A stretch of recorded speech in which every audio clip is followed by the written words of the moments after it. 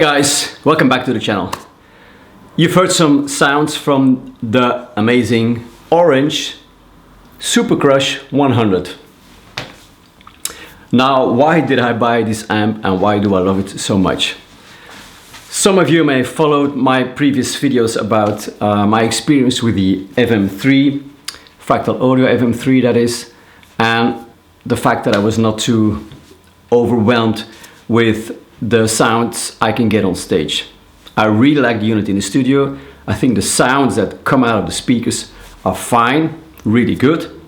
But when I'm on stage playing live, I can't feel what I want to feel from a guitar and an amp and some cabs.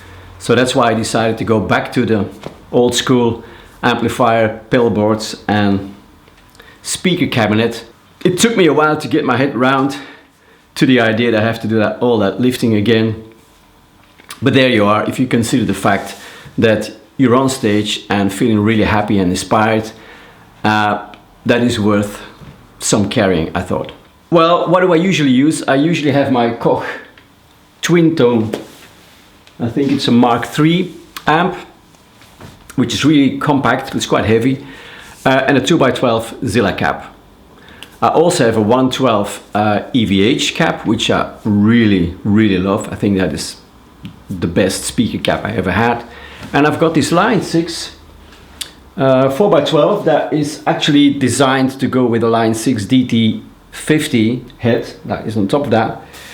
The speaker cabinet is better than the head. I really like the speaker cabinet. Two vintage 30 Celestion speakers and two G12H90 speakers to complement the vintage 30, and it really sounds killer. So that's a good 4x12. So I got a 1x12, a 2x12 and a 4x12. So I got everything covered.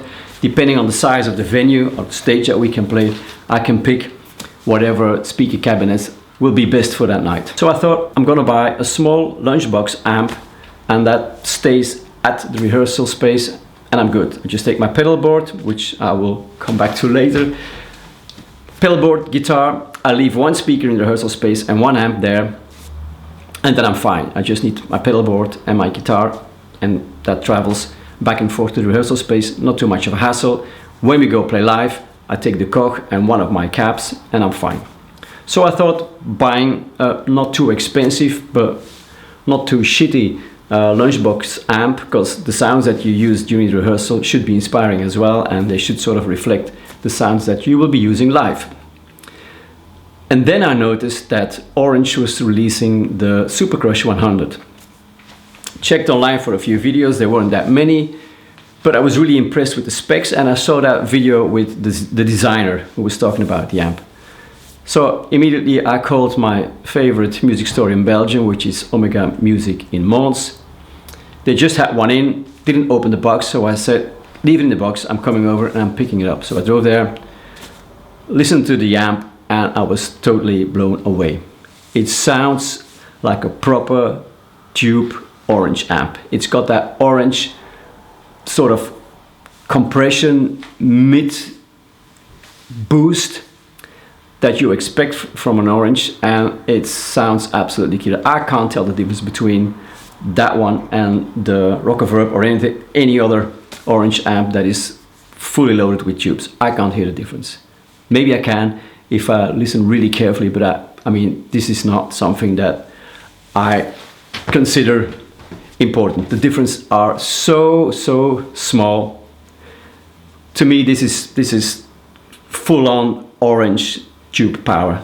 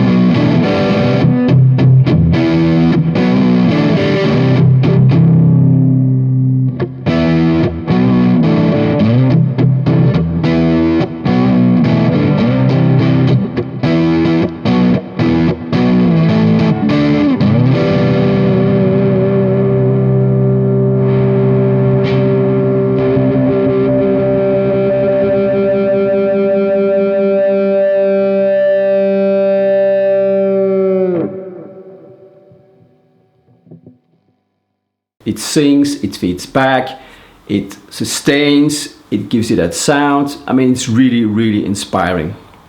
And it's only 499 euros.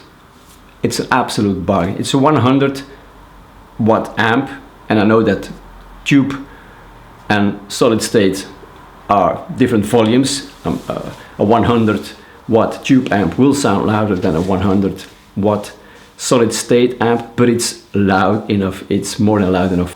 The sound clips you just heard is just the amp, and actually everything is more or less neutral. I just used the reverb from the amp and a tiny bit of delay from the MXR carbon copy. That's it. All the rest is straight into the amp, to the Zilla cab, and then into Logic. That's it. So what's not to like about an amp? I have no idea. Now for live, I might just switch to that amp because I think it's probably more reliable than a tube amp. It weighs less, and I think if something would happen to it, like it would fall off from a speaker or anything, it won't die. So I might just leave the Koch in the studio here and take the Orange with me for gigging. That brings up the question, should I buy another one as a backup? So it just keeps going. If you are a gigging musician and you need a good sounding, reliable, not too heavy, good looking guitar amp, you can't go wrong. For $499, it's an absolute steal. So there you go, guys. That's my impression on the Orange Super Crush 100. I hope you like it, and I will see you guys next time. Bye bye.